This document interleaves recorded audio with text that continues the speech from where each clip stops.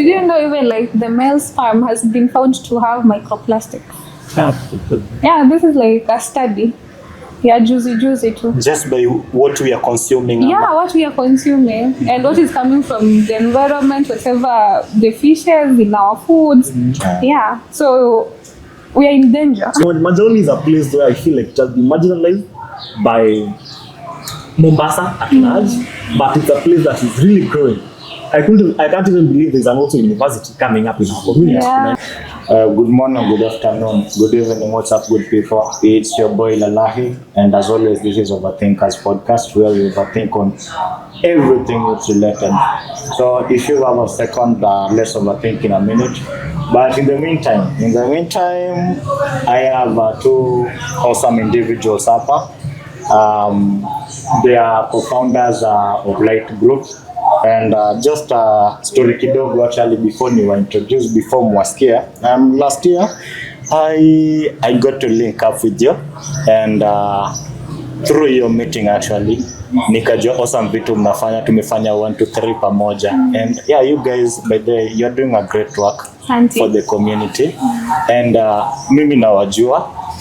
So for those who don't know you, at least kidogo, acha wapate clue naongea na kina nani. Yeah, I'll start with you.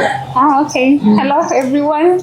Hey, OVERTHINKERZ Podcast. I know we are here to overthink. Yeah. But I'll try to see overdo. Yeah. My name is Mercy Nyaka. I'm just a girl, but also the director at Light Group CBO. Okay. But with profession, I'm an interior designer, but not practicing right now. Okay. But I'm so happy and excited to be here. Thank you for having me. I'm happy you're here. Yeah. Oh, thank you. It's a pleasure being here. So my name is Tedd. I'm the founder of Light Group CBO. Okay. And professionally, I did another undergraduate in agribusiness management and trade, and also I'm a CPA too. Okay. Yeah. Karibuni sana. Asante sana. Hii kitu tumekuwa tukisema we are meeting now. It's been a long It's been time. since last year, sindio? Yeah, last year. Tumekuwa tukipanga I happen. I guess ni kukua busy. Ni kweli. Okay. So before tufike kwa Light Group, at least turudishani kidogo nyuma, personal story background, tujue who is Mercy and who is Tedd. Okay. Yeah. So who's Mercy? Mercy is like 25, sign for 26. Watu wanazeeka tukolefa. Watu wanazeeka, yeah. I'm 26 years old. Nimekulia hizi mitaa za Mombasa, but I also had like 2 households. So nimelelewa huko Coast, shule, maparo walikuwa wameamua, so wakanipeleka all the way from Taita. So I've had 2 backgrounds. So I've been traveling from shifting, like niko Mombasa, niko Taita, but that is where like nimekulia in my life. I think that's it. Okay. That's my background. Okay, Tedd. Oh yeah. So me, I was born in Mombasa. Okay. I was born in Mombasa, school in Mombasa till hapo class 3. Na nikatoka huko kidogo. So nimejuggle sana kidogo. Nimesomea Ukambani some points. High school I was in Lenana. Shout out to Lenana High School. Okay. I went to KU. After KU, I went to my first job. I was in Kisumu, and then I came back to Mombasa. KU moja tu. KU main campus along Kikaroduko. Yes, that's what it's called. Niko na ka story kidogo kwa sababu niko surprised. So like you guys didn't grow up in the same area? No. No. Okay. Yeah, hatukujua, like the way you said that. For me, I went to Girls High School, and then I proceeded to Maseno, where I did my interior design, bachelor in interior design, and then graduated in 2022. Okay. And then after that's when we got to meet with Tedd at 2023. Right? 2023, right? Yeah. Okay. And it was a competition. Yeah. Oh. Yeah. Okay. Yes, and the competition turned out to be something awesome. Yes. We went in a Yes. competition called Mombasa Plastics Prize. That's where we were backed, by the way, in terms of matters environment, climate. So we went at Mombasa Plastics Prize. It was a competition in 2023. Yeah, 2023. Right? The end of 2023. Featuring 60 youths in Mombasa. We were part of the 60 youths, luckily. Okay. And we were competing for some prize. That's why we never knew each other. We just met, formed teams, and began innovating.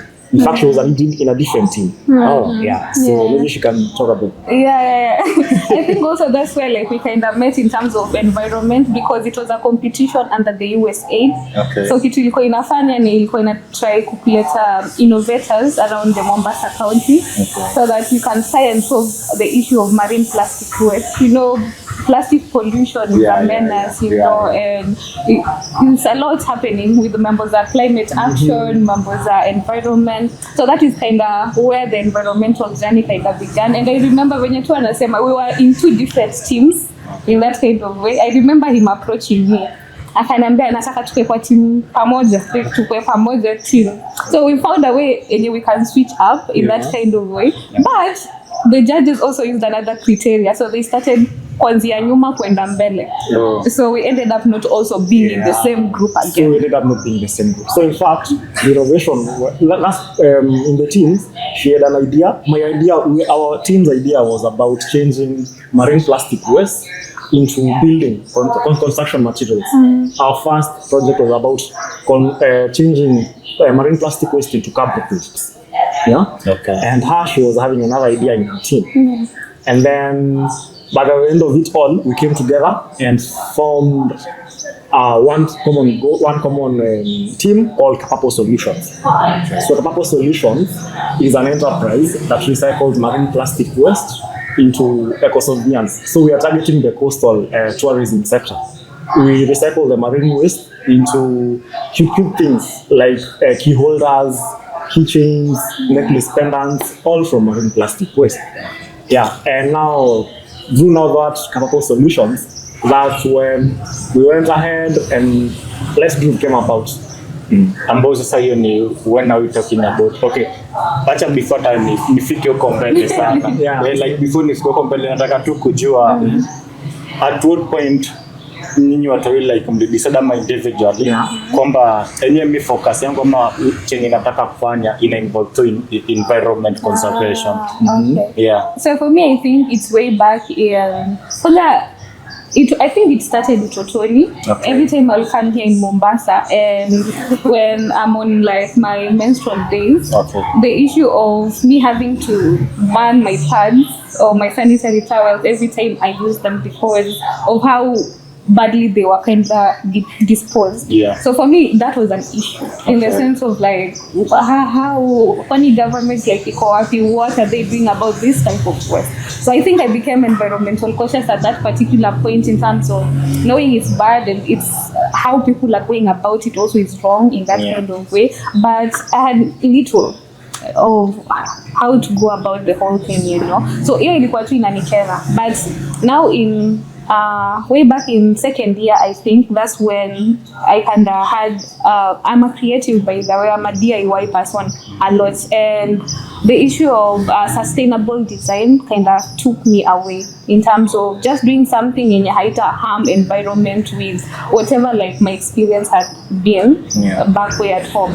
So for me it was more of now doing design, so I design for the better of the future. So I think that's how like it kind of started. So I knew like I wanted to work with the environment. I wanted to create solutions that are not only solving our problems today, but as in easy mazingira in that kind of way. So I think that's how it came about.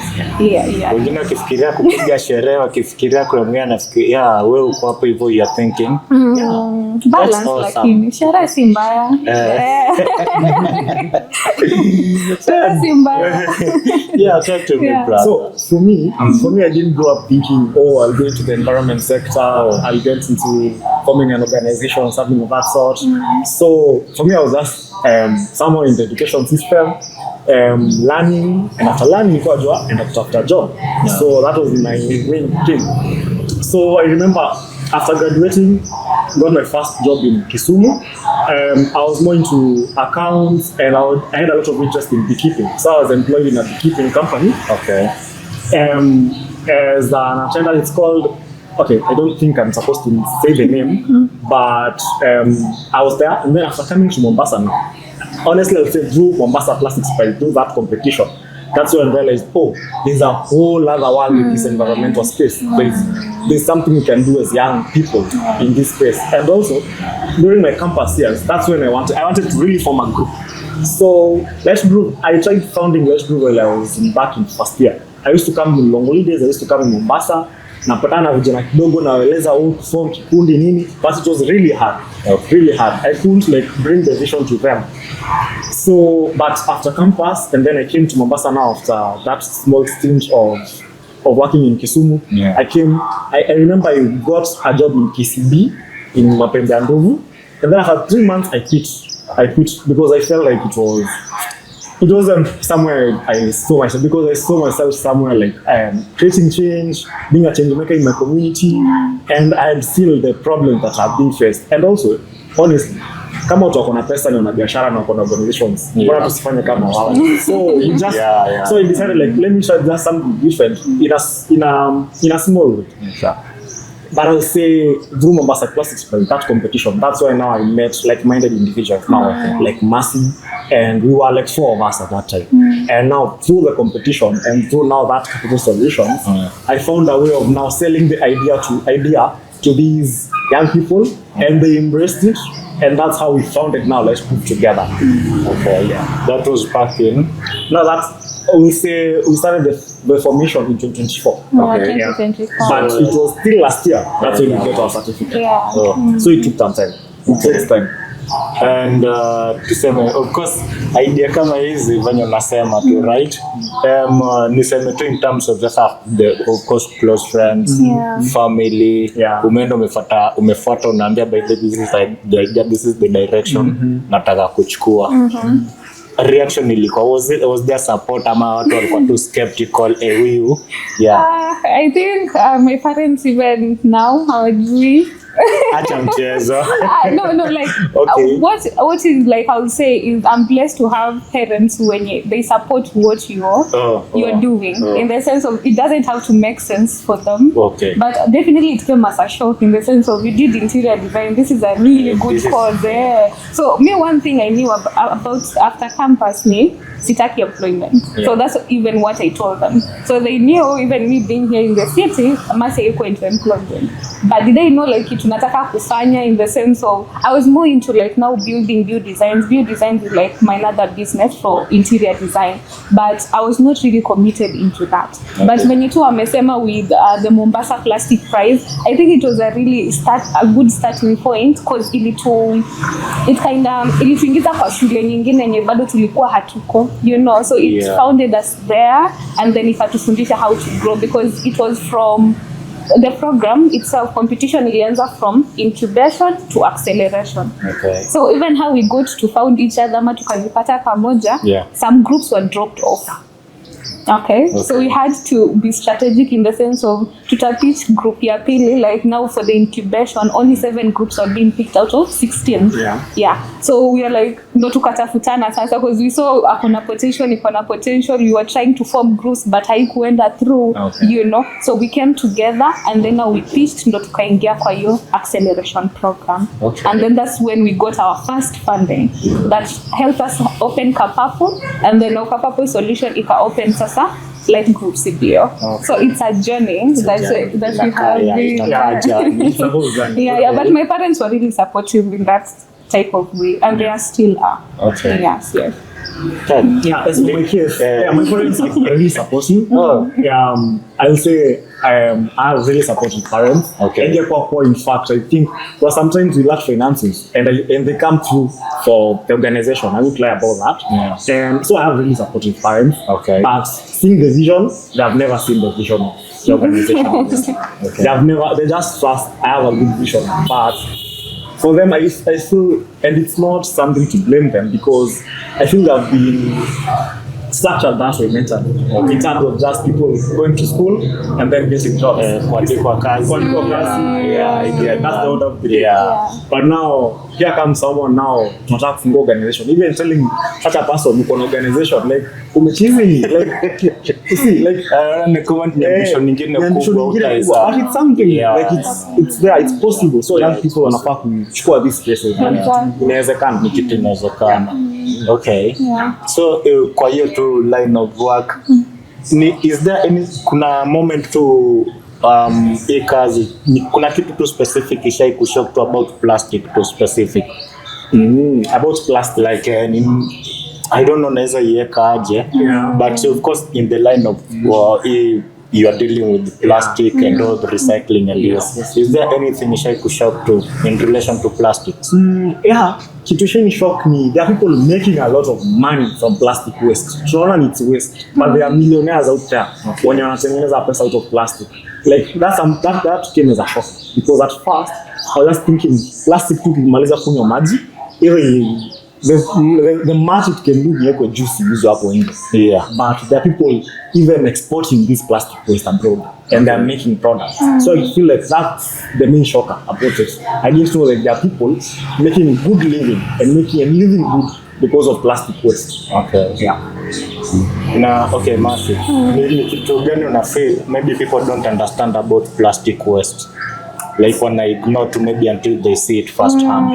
Firsthand. Yeah. So maybe venye tu amesema like it can be transformed into money. Okay. Maybe watu wengi hawajui that, and then anytime you relate plastic waste, people are thinking of the dirty jobs in terms of you need to be in the dumping sites, scavenging those plastics, vitu kama hizo. But necessarily that's not it. But what is like really shocking in that kind of way also is the effects plastic has also on our environment. You know, like plastic affects our health, like it affects all aspects of our human life. So we cannot ignore it anymore. Like it's within us, it's coming in so many shapes. So we can't ignore plastic. The only way is how can we live with plastic in the sense of we are not allowing it to harm the environment. Because again, tuko Mombasa, na ecosystem, tuko into the blue economy sector with the coastline. It's around 620 kilometers stretch. You know, we have a lot of wildlife there, you know, and plastic is threat for your wildlife, marine life in that kind of way. So it's within our ecosystem, but again, it can also really like affect us so fast if we don't see or we don't control the channel in which inaelekea. So yeah, it's a wake up call, I would say. Yeah. Nafaa kuangalia. Kuna kitu Tedd una feel like people have a myth concerning people having a myth concerning plastics. Is there any myth yenye watu tu wako nayo tu when it comes to matters plastic ushai come across? Oh yeah. A myth about plastic. Watu wanaanga ile alama ya recycling kwa chupa saa zingine. Na tunaangalia kutupa chupa kwa dustbin to recycle. That's a myth because basically you are just a responsible citizen to clear up the place. But there's a way now we need to take responsibility ya kujua na tukitupa chupa yetu takataka zetu mahali kwa bin. Are they being disposed the right way? Ama tunatupa kwa dustbin kwa nyumba alafu zinatupwa over the fence the next minute. So I feel like that's a myth. Like our responsibility in terms of waste doesn't end in just dumping responsibility. We should take notes and take track of these waste. Hadi mali naenda. Do dumping site. For example, Mombasa iko na only one dumping site. Mwakirunge. Na in a south, the whole of the whole of the county. Mwakirunge iko in the periphery of Kisauni sub-county. Likoni all the way from Likoni, tuna expect to later initially. Like we need to find ways to make sure your cycle yote ina serve the purpose ya mazingira na pia sisi wenyewe because we are part of this environment. Maybe just to add on that also, I think also another myth or misconception is that like my waste is not my responsibility. You know, like that one bottle and you wanna throw out the window, the wrapper in that kind of way. Like people think because you're county, but again, this is the same waste that cycles back for community yetu, clog drainage, cause mafuriko tunaona Nairobi. You know, like it starts from the simple things. So what waache, you're like takataka yangu is not my responsibility. Your trash is your responsibility.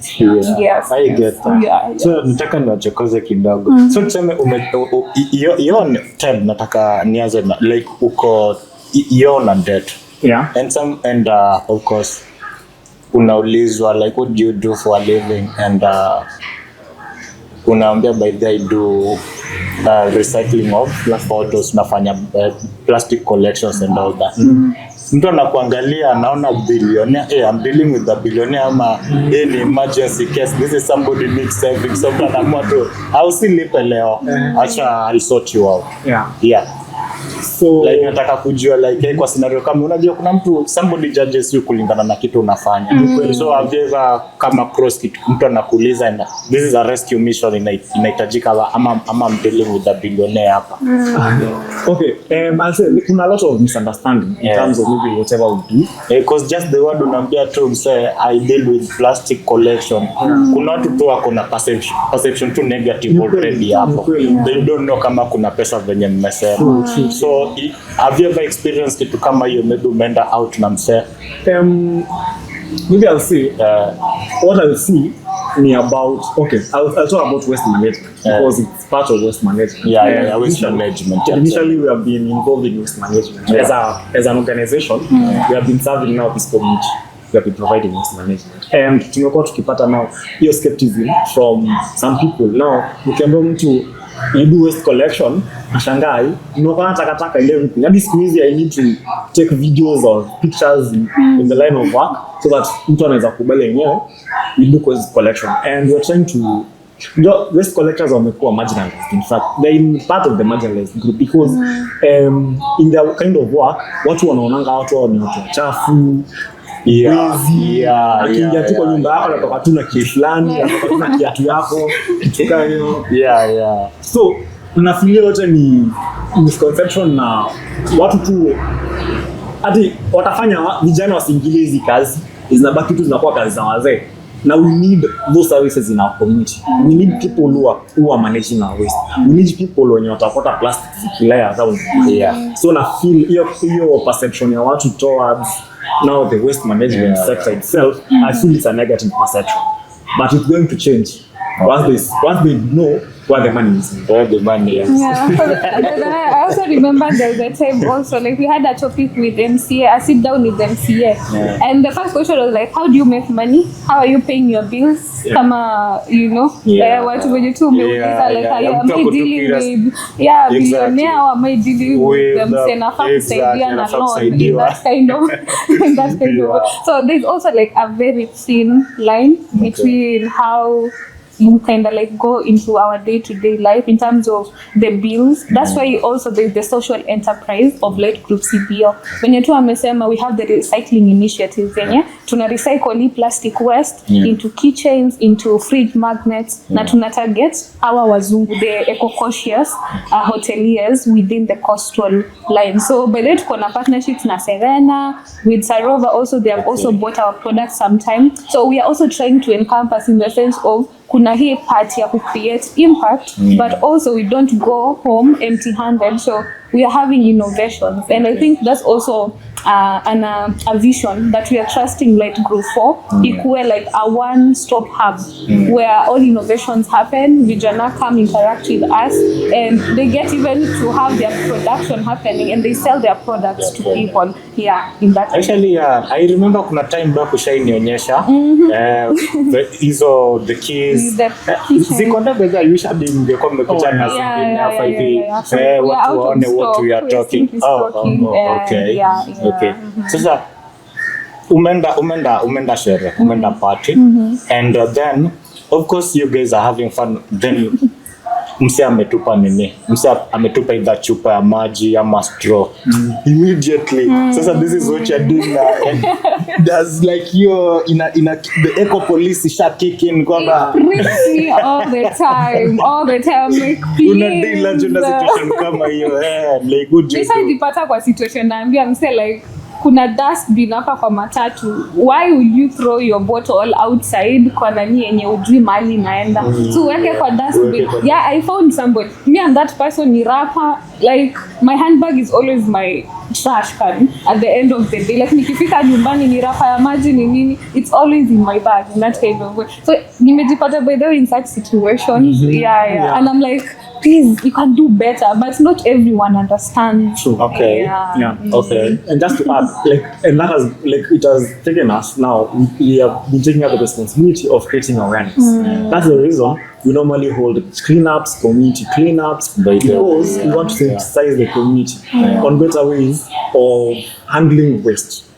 You see, waste management is a default function, meaning it's being handled by the county government of Mombasa right now. So what to expect, maybe national government wakuje handle waste, but also county government hawezi ingia kila mahali. Na pia tukikosa kuhandle waste yetu vizuri, itakuwa kazi ngumu sana wao kutusaidia mazingira yetu kuwa safi. So it starts with us as citizens, as responsible citizens now.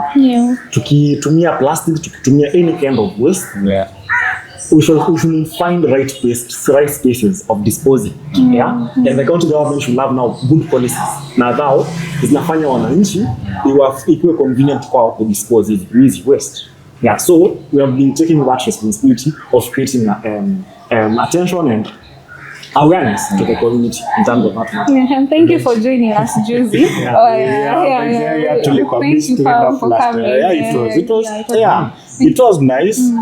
I think enough, but just not issue I feel like see watu wengi wako sensitized kuhusu what you guys are doing. Unaona unajua umeongelea story. Sasa tuseme for instance umepita, like is this something like unaweza simamisha msee? In most cases obvious mimi nimeona na watu wengi sana nakutana na msee unaona ametupa tu chupa kwa barabara. Kweli vitu kama hiyo Ted, what do you normally do?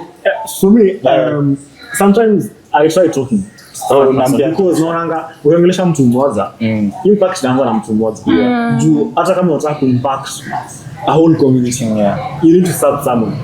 Now that one heart you have touched, it will be the beginning of touching 1,000 hearts. You see, so that small effort tunaweka. But even someone kuambia mtu usitupe takataka, usitupe chupa yako nje ya matatu, that's the first step. Now they listen call. They do listen. Not all of them, but what I'm also getting to learn, some other time like I was also like I'm learning it's not everyone shares the same vision. When you know now you uchafu I'm disposed to it. So me, I'm getting to learn how I am also approaching people pole in the sense of correcting with love and kindness. Not policing. Mtu hapa hivi anashangaa talipaje bili yake jioni and you're talking about actually akitupa hata kile ikwangi hapo anaona ni kitu normal. Exactly. So by the way, there's a lot of awareness that we really need to do, and I think for Light Group that is also one of our pillar, like strategic collaborations, because we can't also do it on one person, but we can touch a lot through like community hubs kama barazas, in that kind of way, having beach cleanups, community cleanups, na ku engage the community more, because pia ukiangalia in easy high end estates vitu kama Nyali, those people they don't have trash problems. Maybe those who are collecting it ndo kuje wadam because they already have the bins, the segregation. So how it's happening, it's in the informal settlements za Mombasa, or most informal settlements in Kenya, where watu hawajui how to go about it. They are dealing with their daily to daily problems, so waste is their least problem. You see, so there's a lot of creating awareness with intentionality again, and now building these systems. That's why we also like with the services we are offering, tuna champion segregation at source. So tukikupea service yetu kama ya kucollect uchafu, we are giving you a bin liner and a sack, so that you separate the organic waste from the plastic waste. You see, so those small changes I think zimeanza do with even the flats zenye tuna serve hapa within Majaoni. So it's a one step at a time little thing. But si ati ni uongo. You guys are doing great work. Nakumbuka juzi tumekuwa beach cleanup, ilikuwa awesome, and then different organization coming up together. Alafu sasa wote ni mayouths. So how does that happen by the beach cleanup mpaka ni kusensitize watu mpaka you meet us different organization tunakam pamoja na youth when last time really happened? Okay, so so what's how we go about the organization of the beach cleanup? As you said, there's this Mombasa Plastics where there were like 16. So through that all those youth came up with different organizations. So the same way we have now our organization, the other youths out there with their organizations, and the competition created a space where tunaweza juana juu mko na same interest. Wanafanya mambo na climate action, si tunafanya mambo about just environment space. So and then also referrals, unaambiwa ukijana kuna organization na and now doing the planning, we involve them, and then we come up with a budget, we all cost share, and then we end up now making such an amazing community cleanup activities. Yeah. So I think it just needs to start from there. Strategic collaborations. Now when you told amesema like we really started in a good place. You're your impact circle. Now we've been a family. Since then, and then from that it set up to places where it gives us your exposure of meeting other people. But now the thing is also having intentionality with what we do, because we've had groups zimekuja na zimeenda that are not with us. With the impact circle we started like 14. Right now we are like 5 that are active. You see, so there is that power of consistency and building over time. So it requires a lot. And then also because the youth are involved, unajua vijana tunataka quick. Mara hiyo kutengeneza quick mola. Faster. Hiyo si hapa. Tunataka sasa hivi. But right now we realize in building that can't happen. If you want to build something, you need to be patient, and that's something we are also struggling. Because kingine unaamka hivi unafikiria narudi tena pale vitu hazikuwa kwa ujana, but you have to all eyes na kuangalia. There's no one out to blame. Unajua at least kwa umeajiri unaweza blame to me. But now that's you. You also work you ujawaka. So it's a personal responsibility now. It's kind of hard sometimes. For someone mwenye anaona sahi, unajua kuna mtu niko positive anasikiza tunaongea anashangaa sawa ni mimi wanaongelea like kitu kama hiyo. So for someone mwenye hajui impact of plastics, would you please like try to clarify how long does it take for plastic to decompose? Okay. So plastic kwanza, it doesn't decompose on its own. It stays a lot of time. Like it will stay more than 100 years in our environment, but it will disintegrate yenyewe in the presence of a lot of heat. Maybe kichapa na UV rays inaanza ku disintegrate kidogo, but it doesn't decompose totally kabisa. So ukitupa plastic mali, just expect it utaipata hapo kesho, in the next 10 years utaipata kwa tiko. But maybe inaweza disintegrate maybe because of the heat mingi ama light ituka hizo. So because of that, so plastic ikiwa kwa environment, for example kwa marine life, tuko Mombasa, ukienda kwa ocean ikidisintegrate, fish wanakula hizi inakuwa stressed. Some of these fish to depend on them. Zinavuliwa huko na wavuvi, and then tunakuja tunakula microplastics. Tunakula microplastics kwa chakula. Microplastic is what cause cancer even in some cases. Alafu sometimes the way for example plastics kwa sababu zi decompose zikitupwa mahali zina clog waterways, zina clog mitaro. Alafu during rain na venye tunajua our drainage system inaharibu, kunakuwa na some floods in the informal settlement, na nijutia hizi plastics zenye zitakuwa disposed vizuri. So plastics kwa sababu zi decompose zina cause harm to the environment, but also because of that, it's also a win, because once, for example, we have been making furniture from plastic waste.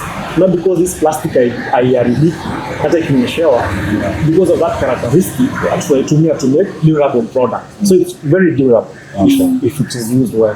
But if it's left in the environment, that durability inafanya polish the environment.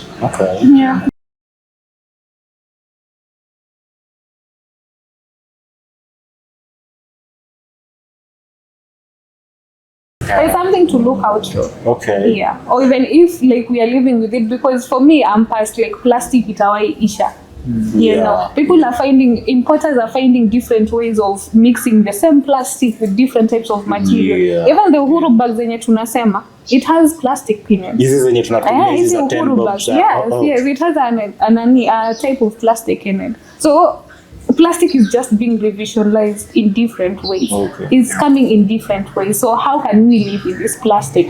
Na venye tu amesema, that's how we are trying to see value adding in terms of recycling it to products that now last longer in that kind of way. Now I'm getting it. But just we can't do away with it. We can't do away with it. Tafuta njia venye tutadim nayo sasa.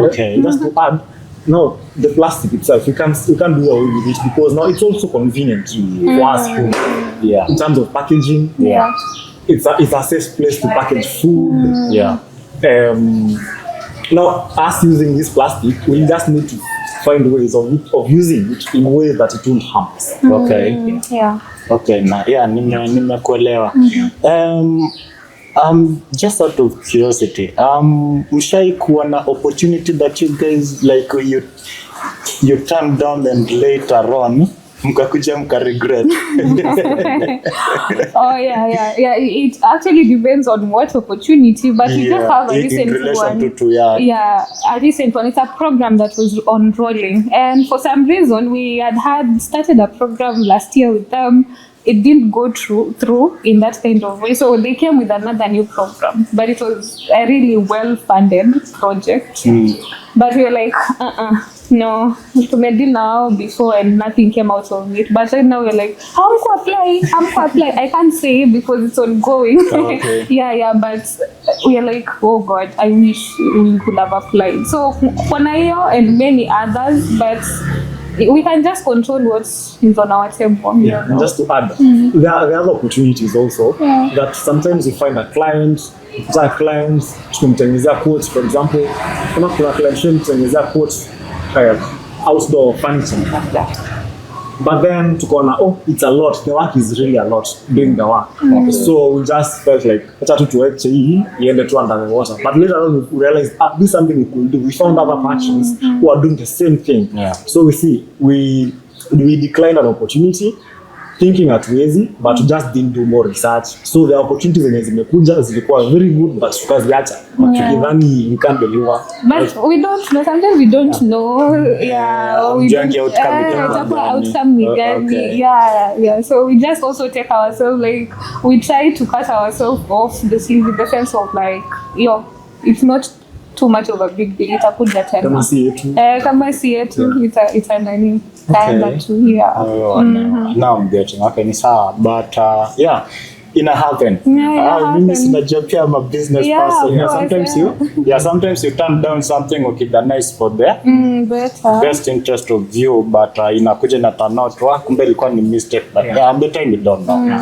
But I like like opportunities, they always come. So you just need to look out for the and as a leader, your mental state also comes in first because if you are trying to worry over everything that is happening, it's a lot. Niko na experience now. Last year kidogo kichwa ilipuka. Oh really? I was trying to do so much at the same time. Iko hapa. So no understand. It's about picking your words wisely. Okay. So the name Light Grove. Kuna venye tu jina iko too cool, ina sound too cool, inaka kama music festival like it just sounds cool. So how did you guys come about with it, and what does it necessarily mean? Okay, so basically it's something that is sophisticated, but it's not sophisticated. Okay. In fact, it's so basic. The name, we stole the name, to be honest. But not the full name. No, like, we don't know which is still. Everything is stolen. But there was this club, it's called Light Art Club. Light Art. Light Art. Light Art. Light Art Club. And it was really doing well to our campus. I feel like we know it. Yeah. Okay. And it's a club for young people where they come together. They do fun activities. They travel together. It's just a feel good space. Okay. Light Art Club. Okay. And then for us now in our setting, we just felt like we were specific, wanted to do something about environment. This area, the first activity we were thinking about is just mangrove. So we just felt like, let's take the grooves from the mangroves and lights, and we just brought together two names and we found Light Speech and Light. Okay, awesome. So it's all about mwangaza. Yes. Okay. The first activity kabisa you guys were ever involved in. How was it? How was the experience? And was I even in it? I don't. I don't think Oh, so. you're not? Yeah, Okay. I was So not. the first activity, I was free. How many people turned out? We Ama were turned up? three people. Acha mchezo. Tulikuwa tutatu. Huko kwa kile meya wasa hii story to cancel turudi. Hapana. Na in fact, tulikuwa tutatu tukiendelea activity kwa kuja mtu wanne. That time kulikuwa na activity kwa Mombasa, ilikuwa inaitwa Mombasa ni yangu. Walikuwa wanasafisha mitaro, wanafyeka. Okay. So mind you, tukimaliza activity we were like 50 plus of us in that activity. Oh, from 3 to 50. From 3 to 50. Like walisikia kuna kazi tulikuwa tunasafisha area ya chini Majaoni karibu na ocean. Huku tu Majaoni tu. And I so wakatujoin because that was their work. So walifanya ndio walikuwa wanalipa. Wamalizie siku na sisi tusafishe. So we joined us. It turned out to be a really good event. Issue tu hatukuwa na any refreshments give them. But our first activity kidogo ilikuwa flop. But inakuja kwa kitu nzuri, and in fact we ended up making a lot of connections from that. Yeah, so that was our first activity. It was a cleanup activity. Okay. The same to kama ya beach. Yeah, but now that was a community cleanup. But also putting in mind this community is near to the ocean. So it was a community ocean cleanup. And he's the one, by the way, who brought us to Majaoni community. So nakumbuka. I really that hapo ndo nilikuwa nakuja. Why Majaoni specifically? Sasa why Majaoni? So I was said I tried forming a group in campus. Okay. Now in campus nimesema nizoela Mombasa, but sikuwa nakaa Majaoni that time. Okay. Majaoni nilikuwa na busy. I used to have two friends. The two friends that were in that cleanup, hiyo event ya kwanza. Sasa they used to live in Majaoni. Are they still around? They are still part of the sport. They're still part of. So hata mimi kuna venye shaiwaona. Unawajua You know them. Okay. So walikuwa wanazungusha kwa Majaoni. So unaona visa good space, kuna big chunk of land ya Shimolatewa prison, untapped resource, a natural resource yenye haijatumika. There is the ocean down there. Mali tu watu wana depend on kuvua tu samaki peke yake tu, and there is nothing more depending on the ocean. In fact, sasa tu ndio hoteli zimeanza kujengwa hapo chini, kitu kile. So I used to visit the place, tunatembea huko chini, naona vile kuna mangroves. I just saw there's a lot of potential in this space, but it was stopped. And the world out there, they're looking for like spaces like this. These are a space in Mombasa. Even Mombasa residents don't know if they really don't know where Majaoni is. Sana wajui Majaoni kunakaa aje. But it's a space where there's a lot of ecosystem driving. For example, in the mangrove environment, kuna watu wanaweka bees kule chini, wanavuna asali.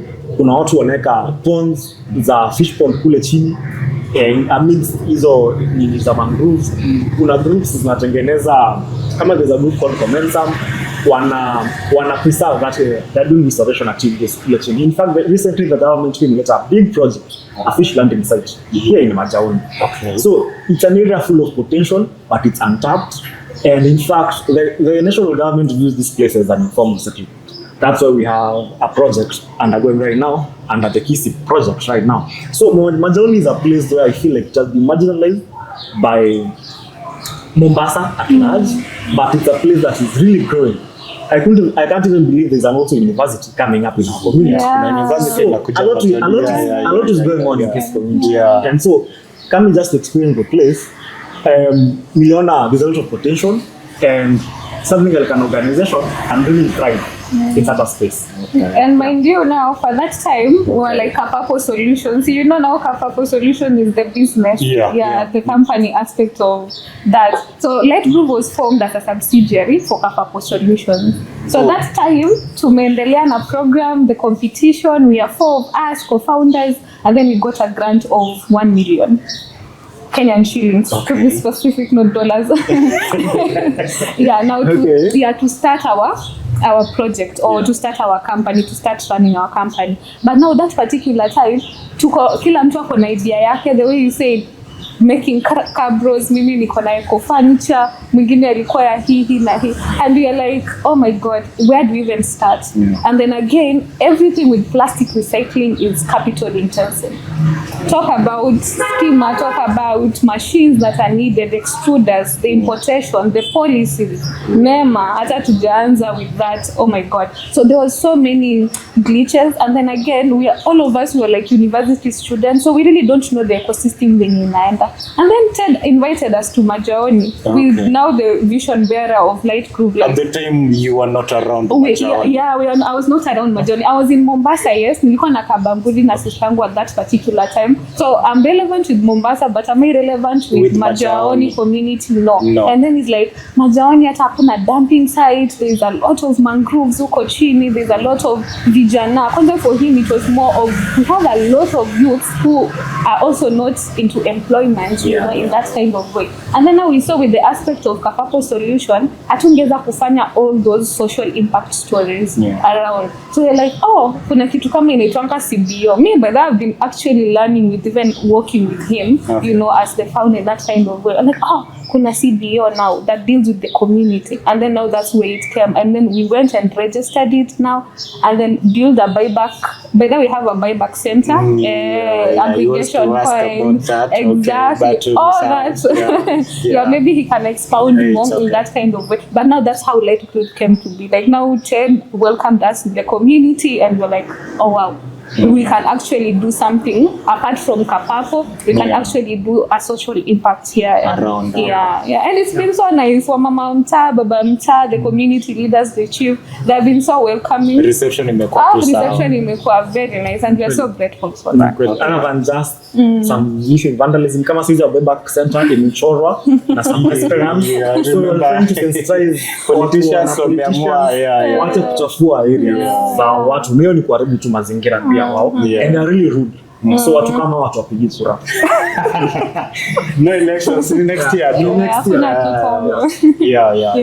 Okay. So during your process yote venye Mercy umeniambia, was there a point to in your life umekaa tu hivi na Ted like, hey, this might not work out? Did you guys ever find yourself at that very moment? Mna doubt to his safari? Maybe for him. Okay, for you now. Okay. Me selling the process. Me selling the idea to them. They didn't see the idea first. They didn't even see the idea of a CBO because there was Kapapo. But and she said, we had this grant, and I saw like, oh, this is an opportunity to sell to my fellow co-founders who can now have something that is also aligned to Kapapo. Because having money also moved from 4 heads to an entity where we also don't know where it's going. So it was really hard. It was really hard to convince. I really did some convincing because I had to convince, we were 4 of us. I had to convince the 3, watoe pesa kidogo, we establish a organization Majaoni. It wasn't easy because hawajasikia mambo na CBO hata wengine. We were all green from campus, at least nilikuwa nime research kidogo, but pia sikuwa najua vizuri sana. So I had kazi ya kuexplainia. So kidogo vision at some point ilikuwa hii kitu itaweza kweli, but I did it alone by the way. Walikuja tukafungua, but tulijenga everything. Wakakuja tukafungua, and at least right now they can say it was a good idea. Trusting the process. Trusting the process. So, through all this, is there any mmejipata tu nini the funniest moments happening or the craziest moment that imewahi happen while you guys were involved in easy environment work, either the cleanups, unajipata kwa unexpected moments to happening there? Okay. First let's say maybe kuta event alafu mnajipata tu ni organizers tuka hiyo kwanza hiyo tukipata ni organize events tunatafuta community members, but juu vijana wapati pesa hawakuji, inakuwa kidogo tricky kujaribu convince vijana wakuje community events zenye hawalipi, so kidogo imekuwa challenge hapo. So imetokea some instances zenye mnaenda kidogo ina flop tu, saa zingine ina yours na flop na flop. And also maybe some instances zingine I'll say more of the vandalism also, in terms of setting up a space, but for example now the aspirants vandalizing the space by spray painting center yenu na wanasema hii ni mabati tu nimeweka hapo. So such kind of notions pia ilikuwa okay. Yeah. So umeongelea story beach cleaning, of course umeongelea but I do know that pia kuna waste collection. You haven't spoken about that. So recently we started waste collection through a program called Bluebees. Bluebees. We started waste collection, and what we do is we map out clients in our area, and then tunawapatia tank, award the blue tanks for free na liners ama magunia. So for the tank wanaweka organic waste, and then for the gunias wanaweka recyclables like plastics, chupa za glass, vitu kama hizo. Sasa tukikuja kufanya collection, tunawacollectia the organic waste, and then sometimes we buy the recyclables from the households zikifika 2 kilograms and above. So tumekuwa tukijaribu ku encourage wa segregate waste at source ndio tusaidie kwa collection zetu, na tumekuwa tukijaribu kuongeza more clients. So that has been mambo na waste management, tumekuwa tuko hapo, and we're trying also through that's also one of our pillar of creating a livelihood to the youth. So our members sometimes get a livelihood through these activities. So kuna youths wenye wako involved. Actually all of them are from Majaoni community wenye tuna work na wao in terms of mambo za door to door collections. So yeah, that's the thing when anasema we are trying now to also have the youths in terms of how they can benefit, get jobs in that kind of way. But it has been a challenge, I would say, True. What impact have these things so far, guys? Of course, kuna impact society through everything in everything you're doing. So the impact we have had so far since we started. Since we started, So the impact has been through programs. We have run a couple of programs as an organization. So I'll start with the first. We had a program called Case Management in partnership with Swahili Port Hub. So it's a mentorship program. So far we have mentored 80 youths. 80 in Majaoni. In the we have been having cohorts of 20 youths per time. So right now we're in the 5th cohort. But that's a program by Swahili Port Hub, funded by Conrad Hilton. But in Majaoni, we're implementing the project for the hub. And also we had a program with VSO. It's called Voluntary Service Overseas.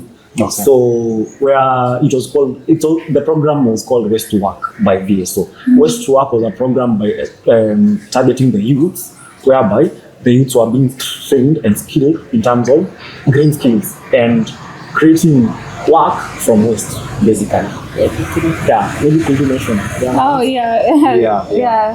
So those have been like some of the impact stories, and for Light Crew CBO, we are so big on strategic collaborations, because what we realized, the same way we could have not done it as 4 people at Kapapo Solutions, is the same way we realized we can't do it also as Light Grove when we come also the 4 of us. So we need the community, we need partners who are there, and we also need like the youths in the community in that kind of way. So it has been more of strategic partnerships. Even the space we are seated here today. Shout out to Girl for Girl Foundation. Thank you for having us here today. So this is also one of our partners in terms of they offer mental health sessions. So we had collaborations. Our members have been coming here with in case they want like seeking advice on mental issues. They also deal with girls in that kind of way. So we've done a collaboration with G4G. That was also one of it.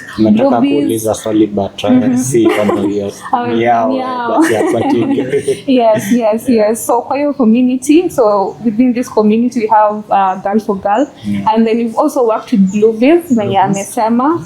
It gave us our first tuk-tuk, by the way, yenye iko sahi yenye inatusaidia na mambo za waste management collection in that kind of way. And then we have a COFAD that is also, we are also working with it. COFAD International Organization is also training women in waste management.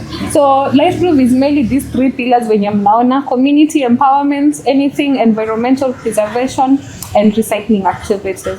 So our impact imekuwa poa so far. So far, you wanted to add something. So in terms of numbers, we feel like we have impacted in terms of the youth. more than 120 Yeah. youths through skilling them, through mentorships, through connecting them to opportunities, capacity building. And in terms of women, we have dealt with 60 plus women in our community, whereby we have involved them in different projects. For example, the COFAD project is for women. They are being upskilled in terms of waste management, and they also get some reimbursement from our activities. Wow. And also through Red Cross, we're able to impact about 50 youths in our community, whereby they were taught about skills about first aid, they were taught about skills and also entrepreneurship skills. Yeah, so basically we'll say we have impacted about 200 plus hearts in our community, which is something to be proud of. Regarding that, we're just starting. Because regarding that, it's something that inaanza. So what would you say for those? I had a conversation with you when we were in the beach and kuna kitu uliniambia and it stuck with me. So what do you say to those individuals when you wanasema you are in this for yourselves? Because I remember you telling me that na kuna venye ulikuwa unaiongea imekupisa. Because we are working with the community. We are depending for the community for them to be our members, because we can't have members. We can't be in a community and we say the community is not accepting us, but we say we're in them. So we need the acceptance. But there's been an issue of members coming to an organization and just feeling maybe you are ripping them off. They feel so because I feel they want quick stuff. They want stipends right now. They want anataka kuona akiingia pia atakuja kwambie hapana, anataka kuingia pia kupange, anataka kuingia ana benefit aje. For example, the tuk-tuk we got a grant, tukapata tuk-tuk where vijana wanaitumia, but finally the first driver aliquit after tumepoteza jack ya tuk-tuk. So you see, it's something that it was an asset coming to help the community. But the community members on here, some they wanaharibu, and then they'll say you are ripping them off because you are umekuja and you're organizing projects in the same community. Which I feel it's not that way. As much as we're saying, we can't do this alone. We need collaborations, we need strategic partnerships, and we need the community even more, because we are the community at least impact wow. Okay. Challenges so far aside from me, of course, lazima you face challenges, guys. Challenges imekuwa by the way, but I think how we also embrace challenges as light group is so different. In the sense of we realize perspective is also everything. So we normally don't also view things like as challenges, but how best can we now maneuver now that tumejipata kwa situation kama hii. So far has been also now closing the gaps in terms of us having our vision complete, because light group, we are seeing ourselves going somewhere in the next 5 years, and that is now having a centralized place where all this activity will be taking place, like having a one common, can you call it a hub, or a hub is a good name to name it in that kind of way. So meaning we can have people come in, capacity build them, especially the youths. Now we are mainly with the youths and women empowerment, to be specific. Having youths come in and getting them out as skilled. So one challenge imekuwa hiyo, because first we say we have recycling initiatives, but say tuna depend mainly on partnerships. So we don't have the centralized production process here. We are depending on different partners to actually have these products. But it's a skill that can be taught to people, and it can be replicated in so many ways. So we have that gap of in terms of capital intensive. I think it's more of like funding, and something of that sort. Sure. Maybe I'll just emphasize on the machinery, because you can't do recycling without these machines. So we really need support in terms of getting the required machinery, which are really capital intensive. That's why we have been depending on collaboration as far as Nairobi to get these products here in Mombasa. So I feel like that has been our main challenge, and also just getting our systems right so that we structure, even if you are youthful, you are passionate, you just want an organization which is structured and that has like laws that needs to be followed. Yeah. And then on the ground also, I feel we're also trying to map out also the youths.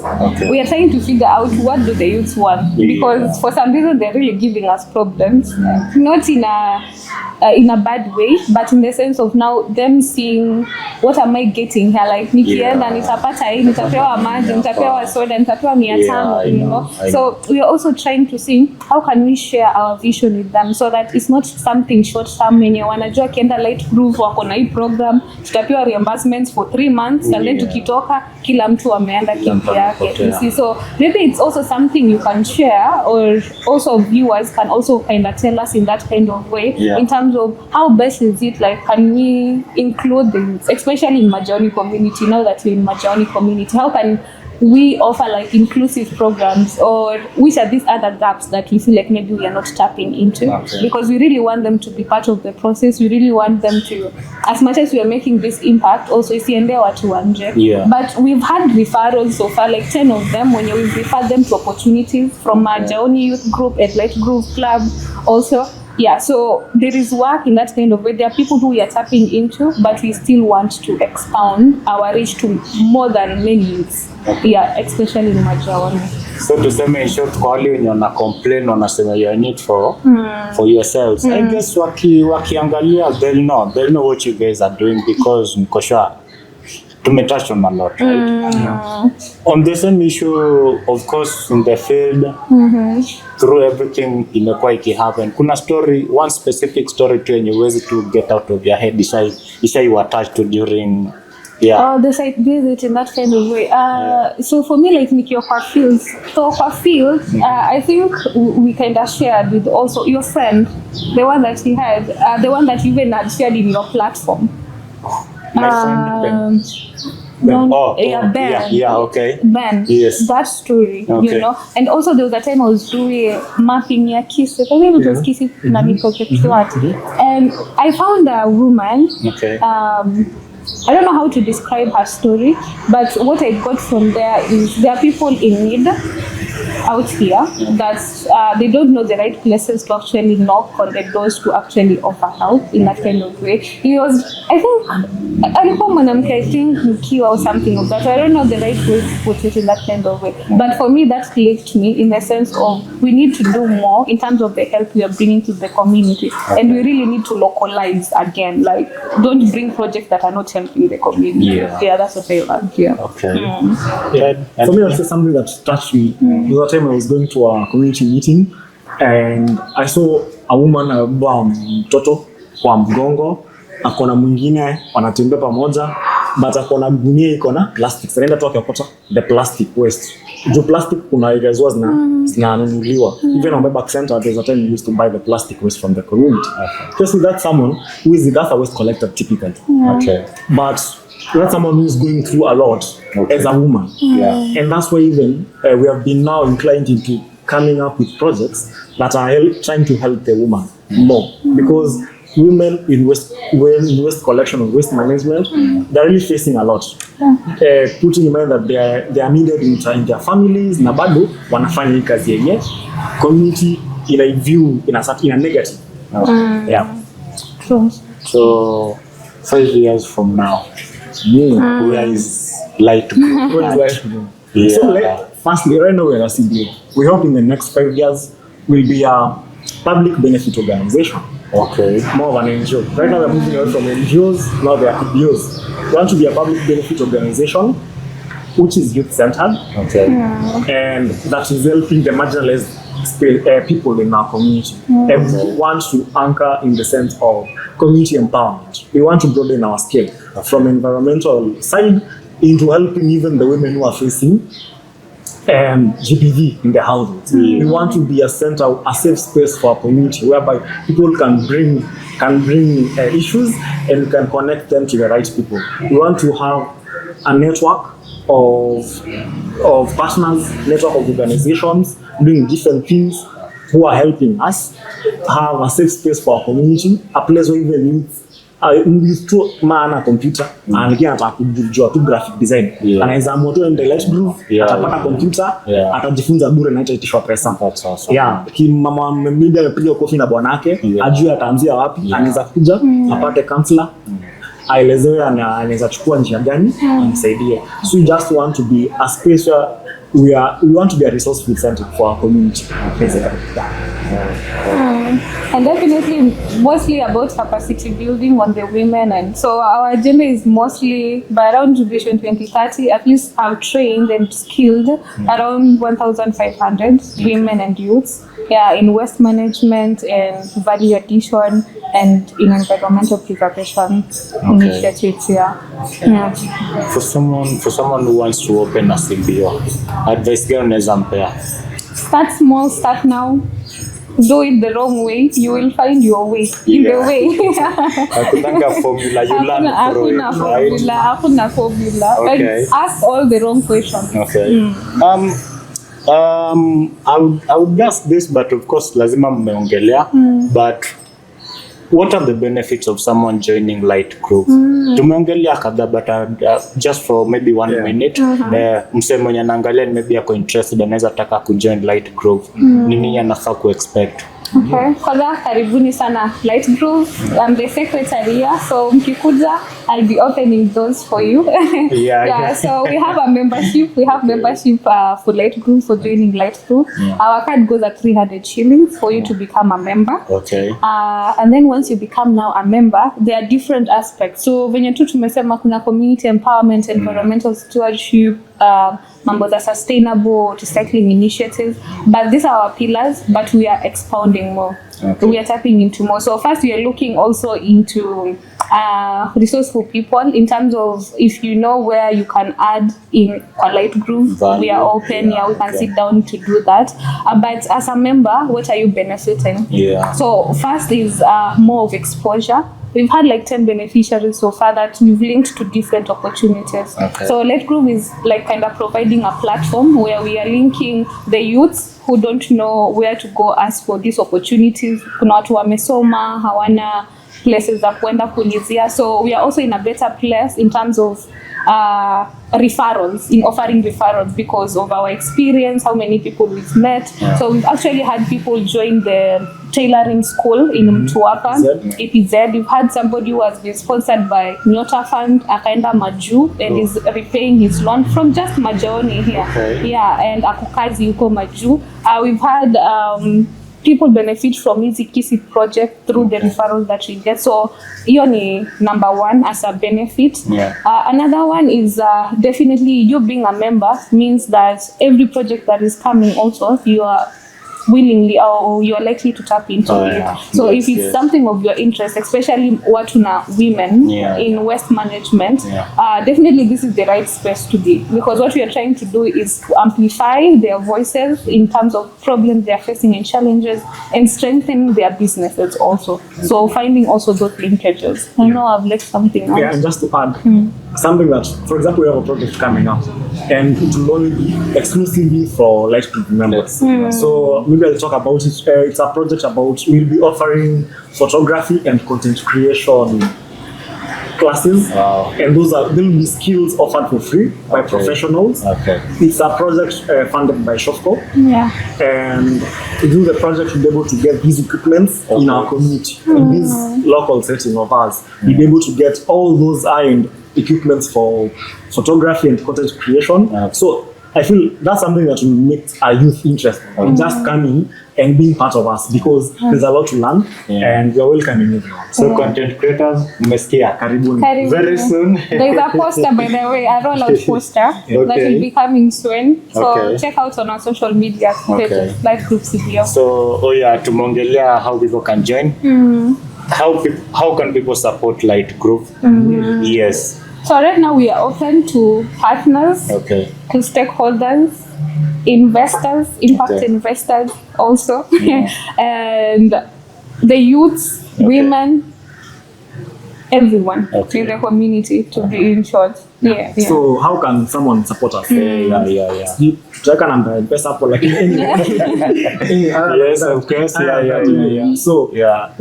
we want it's not only about funding any kind of way. We just want professional support Okay. to be offered in terms of just structuring us because we want to be a professional organization. We don't want to remain a grassroots organization. We want this organization to grow, and we are open to any form of advice, any form of support in any way. In-kind support is really welcome. We're in Majaoni area, along Kone Annex to hapo. Yeah, I wanted to ask mpeane location, but of course, venye mmesikia. Yeah, if anyone anataka ku access physical office, of course anajua kwenye anaweza wapata. Yeah. As we wind up, your socials, kwa yule mwenye anataka kuwa reach out kwa social media. Yes. Okay, so I think it's the light group. Oh, the light group. Yeah, tusije tuka confuse Okay. kazi na Yes. So light group yes, CBO, light group, of course. Instagram, LinkedIn, email, lightgroup@gmail, Yeah. everywhere. Light group CBO, Light and group also CBO. Kapapo Solutions. We post light group CBO, CAPAPO Solutions, Kapapo Solutions. Okay. So I think as we guys are winding up, it's been pleasure mmekuja, and najua mmetake time yenu kukuja hapa. I really appreciate that. Kuna watu niko sure wamekuwa wakiwaona around and wako what are they all about. So for someone mwenye ataona episode watch, I guess now atakuwa na clear understanding of who you are. Who you are guys, and chenye mnafanya na venye anaweza benefit. So anytime wakitaka, office inakuanga open every time ama kuna specific days? So we are flexible. You can just to email. We can meet you anywhere in that kind of way and arrange. Yeah. So we are flexible. Okay. Yeah. But for office, what tunafanya collections Wednesday and Saturday. Okay. So Wednesday and Saturday we are available for office. We don't open all the time because I'm seeing duka. But you can reach us Wednesday, Saturdays tunapatikana. But for social media platforms zetu, we are really active. Tuko very active. Yeah, and obviously tuna welcome Majaoni community, especially in waste management services. We offer those services at as low prices as 200 shillings per every collection. Thank you for saying it. I was to ask it then nikasahau. Yes. So we welcome in new clients. Okay. Tunakaribisha pia vijana wenye wako na nguvu ya kufanya waste management and who will trust also on us na process yetu. Okay. Yes. Okay, as we wind up, guys, thank you for watching, and of course, don't forget to like, share, subscribe, turn on the notification bell so anytime to drop episode, you guys will be notified. Thank you guys for coming. Thank you, for having us. Thank you.